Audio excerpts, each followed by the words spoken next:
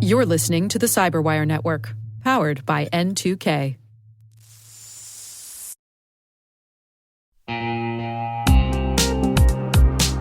Social engineering attacks look trustworthy. A routine request, an internal email, a familiar face on a call. But Doppel sees through the disguise. Their AI-native platform detects and disrupts attacks across every channel, trains employees to recognize deepfakes and deception, and investigates every phish to take down the campaign behind it.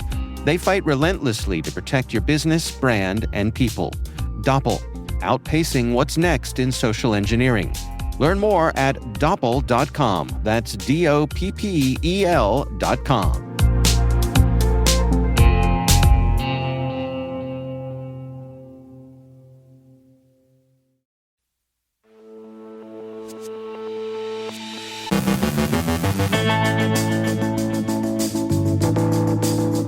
Federal agencies warn of an active campaign targeting critical infrastructure. Citrix races to patch critical NetScaler flaws.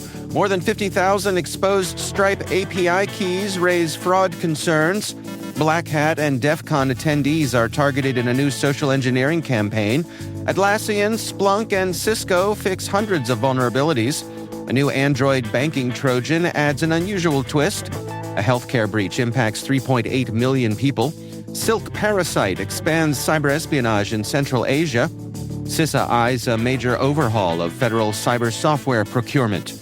Our guest is Chris Wallis, founder and CEO of Intruder, on how AI agents killed the annual pentest and are reshaping exposure management. And AI-powered robots find bananas quite appealing.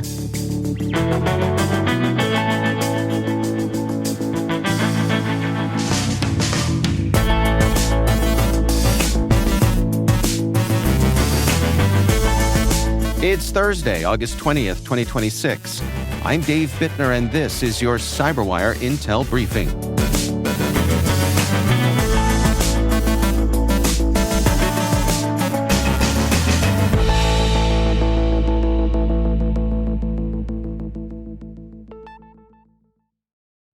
Thanks for joining us here today. It is great, as always, to have you with us.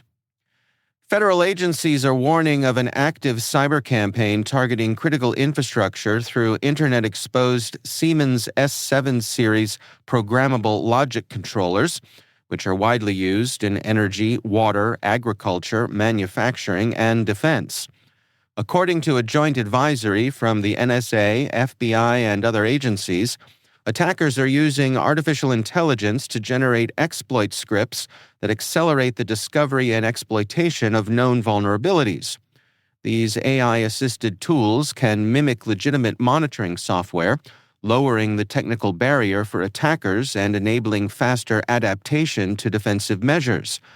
Officials say the activity appears focused on reconnaissance and capability development, potentially laying the groundwork for future disruptive attacks rather than immediate data theft. The advisory urges organizations to isolate PLCs from the Internet, apply security patches, and strengthen monitoring.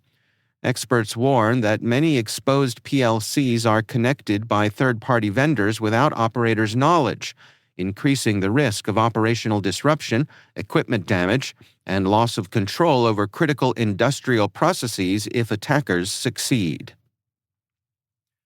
Citrix is urging customers to immediately patch two newly disclosed vulnerabilities affecting NetScaler ADC and NetScaler Gateway appliances. The most critical allows unauthenticated attackers to bypass authentication under certain gateway and AAA configurations, particularly when security assertion markup language authentication is enabled. The second is a high-severity memory overflow flaw that can enable denial of service attacks when SIP application layer gateway is enabled in large-scale NAT deployments.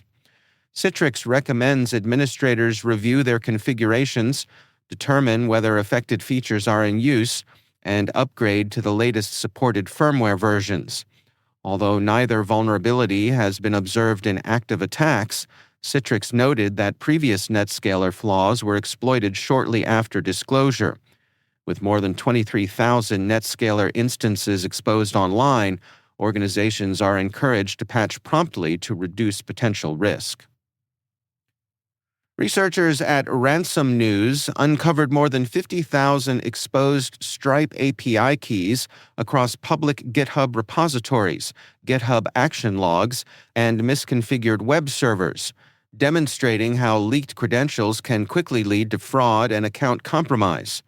In one case, researchers used an active key to access a merchant's customer data, create a fraudulent payment link, and process a $1 test charge within 17 hours. A recently discovered dataset contained live API keys for 659 merchant accounts and approximately 35 gigabytes of customer and payment data, although Stripe itself was not compromised. The report highlights that exposed secret keys often provide full API access, enabling attackers to create charges, issue refunds, and modify webhooks. Researchers recommend rotating exposed keys, using restricted API keys, auditing version control history, and enabling fraud detection to reduce risk. Researchers at Huntress uncovered a social engineering campaign targeting Black Hat and DEF CON attendees, with attackers impersonating a CoinDesk executive on X to lure victims into opening a malicious Google Doc. The document uses Google Apps script to collect reconnaissance data, including IP addresses, operating system, location, and installed cryptocurrency wallets, before presenting fake errors that prompt users to download malware or run terminal commands.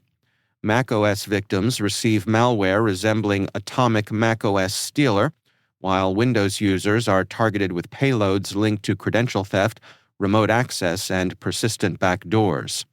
A secondary lure uses a fake Dropbox DocSend site to distribute additional malware, including NetSupport Rat. Huntress advises users to treat unsolicited Google Docs like email attachments and avoid documents that request software updates, terminal commands, or security bypasses.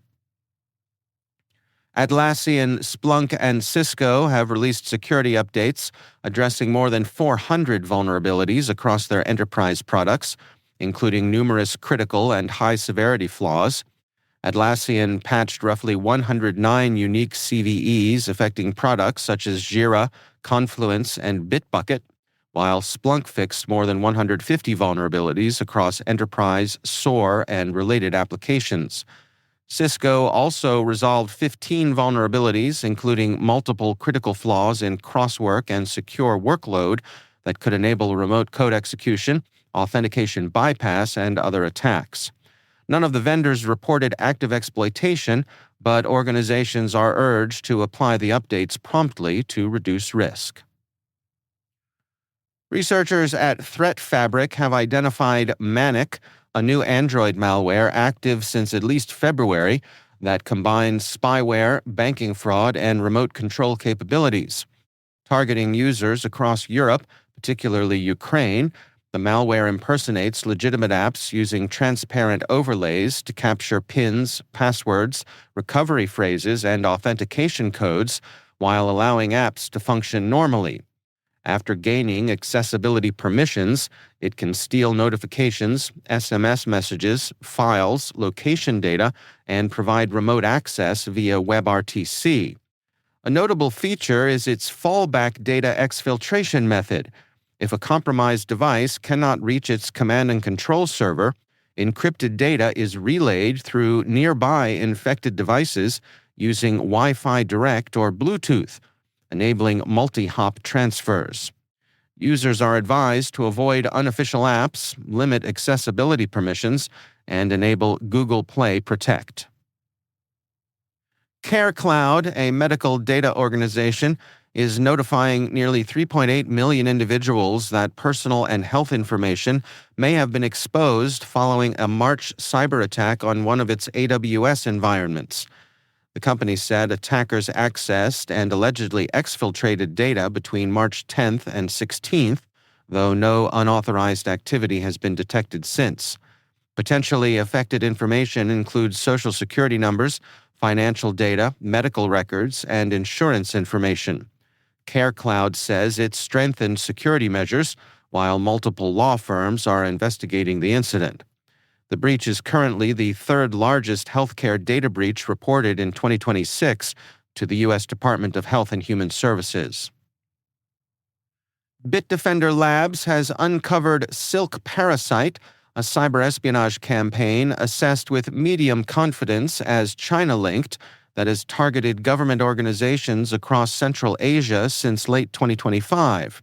Researchers identified 7 remote access tool families, including 5 previously undocumented, designed with modular plug-in-based architectures that minimize detection through in-memory execution and DLL sideloading.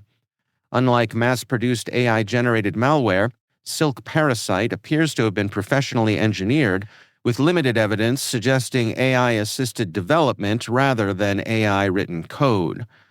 The campaign relies on spearphishing documents tailored to regional government agencies and uses trusted services, including Google Drive, for command and control. Bitdefender found links to known China Nexus malware families and infrastructure, but stopped short of attributing the operation to a specific threat group. Researchers warn that the campaign demonstrates sophisticated, low-profile tradecraft likely to reappear against other regions and sectors. The Cybersecurity and Infrastructure Security Agency is exploring the use of a contractor to manage enterprise-wide cybersecurity software procurement through a single acquisition process.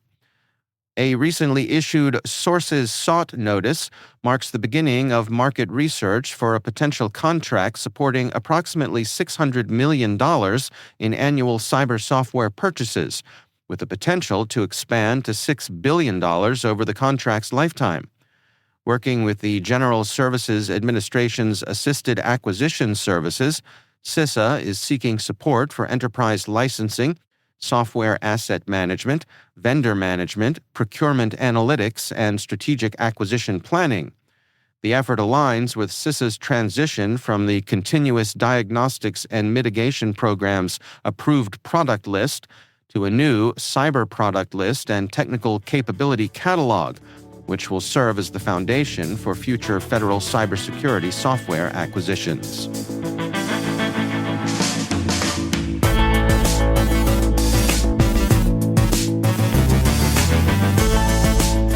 Coming up after the break, my conversation with Chris Wallis from Intruder.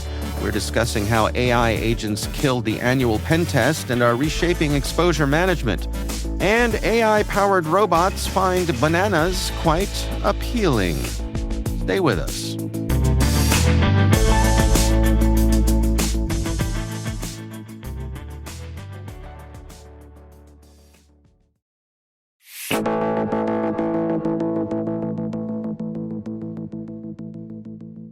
Chris Wallis is CEO and founder of Intruder. I caught up with him at Black Hat for this sponsored Industry Voices segment, discussing why the annual pen test is dead and how AI agents are reshaping exposure management. We're continuing our conversations here at Black Hat 2026, and joining me now is Chris Wallis. He is founder and CEO at Intruder. Chris, thanks so much for taking the time for us here today. Thanks for having me. So I think there are maybe some organizations who are still out there, and they're going through their annual calendar, and they're saying, it's time for our annual pen test. We've been doing it this way for years. You're saying that you can't do that anymore. That's not the way it works. I guess we're not saying you can't. I think some people still do and still will for a while because of the compliance angle, because that's how compliance frameworks work. They say that you have to do an annual pen test. What we are saying is we don't think it makes sense anymore, and we don't think it's made sense for a long time. It's something that we still do because that's the way it's always been done. But in the last 20 years, everything's changed under the hood that makes it make so little sense anymore. You know, back in the day, you could do an annual test. They would find some stuff, and then, you're going to be secure for 6 months. Nothing changes. Landscape's the same. Your systems don't change. Now you have systems changing on a daily basis, new code being released multiple times a week if you have applications. the threat landscape is changing on a daily basis. Hundreds of thousands of vulnerabilities released every year, and attackers are weaponizing them in hours sometimes. So the idea that you can wait a whole year to check your security it's laughable, frankly, isn't it? It's unfortunately this slightly comedic situation that we now find ourselves in, but the compliance isn't catching up. So, we're releasing AI penetration testing to help solve some of those problems, but we kind of anticipate that some people will still do it once a year, and we think that has to change, but it's not going to change overnight. How do organizations meet both of those needs? Those compliance rules aren't going away, but they understand that they need to do more. So you get two different types of company, and some companies tick the box and they do what they have to do, or whether it's because that's all the budget they can get is to just tick the box. They have a compliance or a customer requirement and they have to do it, and they've got no more budget for any more security. But then you get other organizations that are a little more proactive and care about security, either for customer trust or whatever other reason. They find the budget and they can do both. So they can tick the annual compliance checkboxes, but then they can also do things more frequently and avoid the real problems. How has AI changed how we think of a pen test in general? It's changing a fair bit, I would say. Firstly, humans are good at certain things and AI is good at other things. So for example, ingesting a massive code base is not something a human can easily do. My background is penetration testing. You'd get put on a 5-day job to test someone's application, and they offer to give you the source code, but it's not always that helpful because I can't ingest hundreds of thousands or millions of lines of code and just find weaknesses very quickly. An AI can, an AI can just ingest multiple code bases at once and go straight to pattern matching and pull out critical weaknesses in minutes. So the speed of the AI being able to do that is completely game changing. And we've seen results like 65 plus criticals found in a set of applications in 4 hours. And the human equivalent would have been weeks and weeks to do that same amount of work. So yeah, the pace that AI can work is incredible, but it doesn't fully replace the human. I think there's stuff that the AI is good at that, finding niche things that humans might have missed, but humans maybe have the edge at following methodologies and being consistent in a way that the AIs are still struggling with. They're a bit non-deterministic, and they, as we've seen last week with Hugging Face, sometimes they like to go rogue, right? So, well, what does it look like for an organization when they adopt this transition? What's the onboarding, and what sort of changes should they expect? Good question. I think what we've seen so far is people adopting this when they have problems to solve. Like they have an audit requirement, they need to get it done really quickly. They can't actually go and get a traditional pen test done because that will take weeks and weeks to onboard a supplier, scope it out, get the work done, get the report back. You're talking 5-6 weeks is a quick timeline. And these people need this done right now. So they're kind of switching to the AI pen test as a way to solve those kind of timing problems, the speed and the timing problems. So we've not necessarily seen too many people kind of switching over from the old way of doing things just yet. We anticipate that's going to happen. But where we've seen the first groundswell is people who are just needing to get this done, like right now. So they're going less change and more just jumping straight on where they can because there's a gap. And I think that other people will come. It's going to take a bit more time. Are you seeing any acknowledgement on the compliance side that things need to change? Yeah, I think you talk to auditors. Anyone in the industry can look at this situation and understand that it's not right. It doesn't make sense. But compliance has a way of not changing too quickly, right? There's someone's going to have to come down from the top and say this whole thing needs to shake up. Right. Frankly, is anyone currently incentivized to do that across any of these schemes? Not really, right? It's working for a lot of people the old way.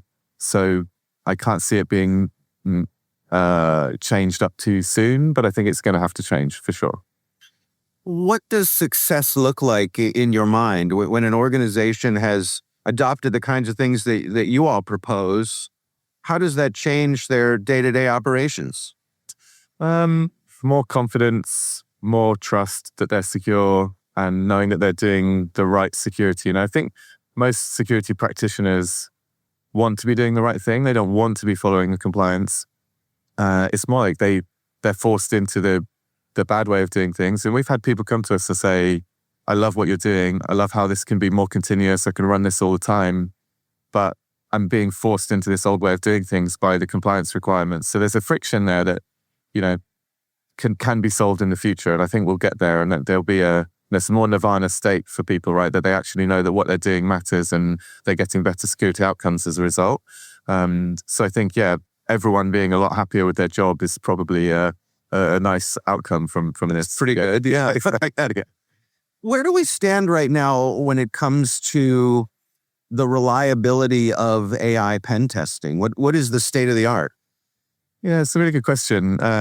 It's early days with that. And so we're seeing some challenges around the consistency of the things. So they do tend to go rogue. You can do multiple pen tests and sometimes they'll come out with different answers because they spent time on different things. Whereas a human would maybe follow a methodology and be a bit more consistent. You wouldn't want to buy a pen test and then get another one done, and then the second one would find stuff that the first one missed. That would be not a great outcome from a human-led penetration test. And that the AIs have that slight issue when you run them, is that they'll go and spend time on something and then the next time they might spend time on something else. One of the ways to get around that is to give it more time so that it does, it has the time to do a fuller job and look at everything so it doesn't run out of tokens midway through the test. Mm-hmm. We've tested giving it a methodology, but we've found better results when we don't.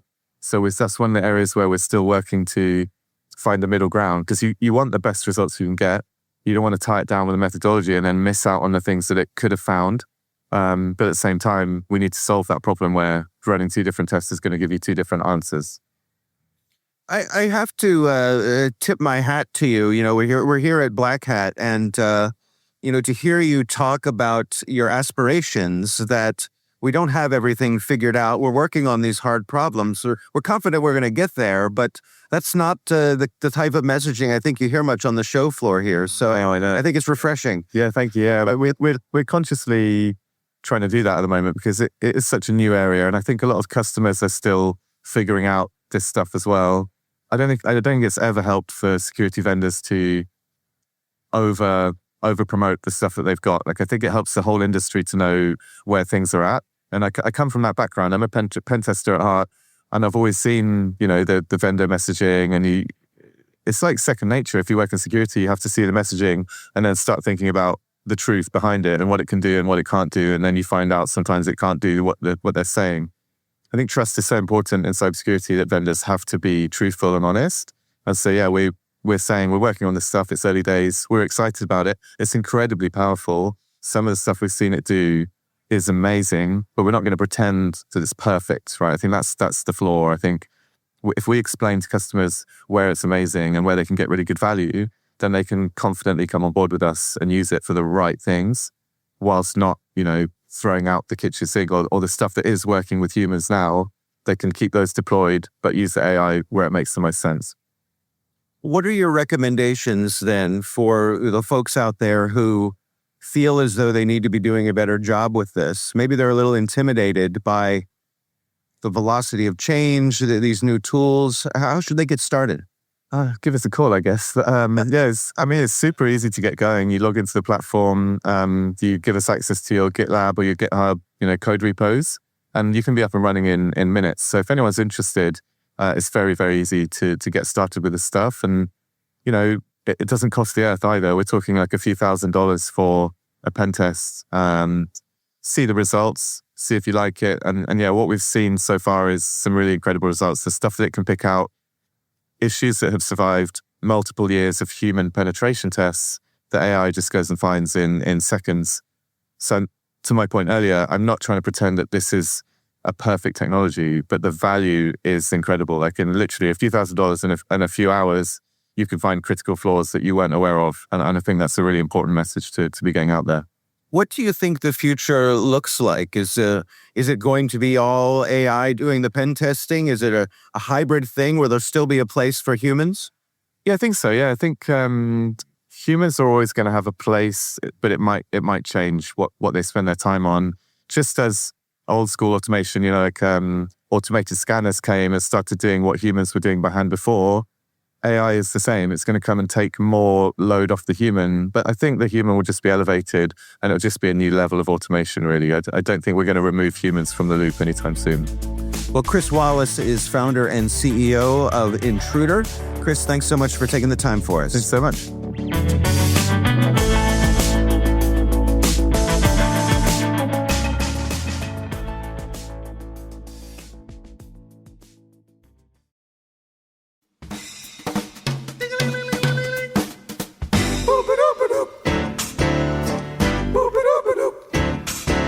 Ring, ring, ring, ring, ring, ring, ring, banana phone. And finally, the future of robotics may arrive with fewer dramatic robot uprisings and more bananas pressed into unexpected service. During a visit to robotics startup Generalist AI, a reporter from Wired witnessed a robotic arm demonstrating an ability to learn on the fly, even improvising by using a banana as a tool, a small but telling glimpse of how AI-powered machines are becoming more adaptable. Founded by former Google DeepMind and Boston Dynamics researchers, Generalist is taking a different approach to robot training. Instead of relying solely on massive datasets or open-source language models, the company collects high-quality demonstrations using custom camera-equipped grippers worn by human trainers. The result is a proprietary foundation model designed to generalize across tasks rather than failing when something as trivial as the lighting changes. Experts say the company's combination of strong engineering and carefully curated training data puts it among the closest contenders to deploying truly useful robots in real-world commercial environments. Some robots are still learning to grasp the world. This one apparently started with the produce aisle.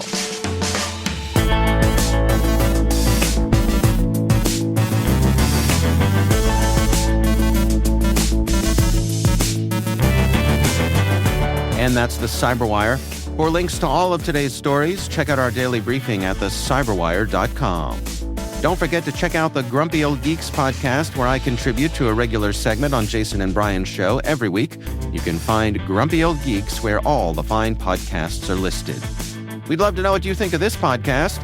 Your feedback ensures we deliver the insights that keep you a step ahead in the rapidly changing world of cybersecurity. If you like our show, please share a rating and review in your favorite podcast app. Please also fill out the survey in the show notes or send an email to cyberwire@n2k.com. N2K's lead producer is Liz Stokes. We're mixed by Trey Hester, with original music and sound design by Elliot Peltzman. Our contributing host is Maria Vermazis. Our executive producer is Jennifer Iben. Peter Kilpie is our publisher, and I'm Dave Bittner. Thanks for listening. We'll see you back here tomorrow.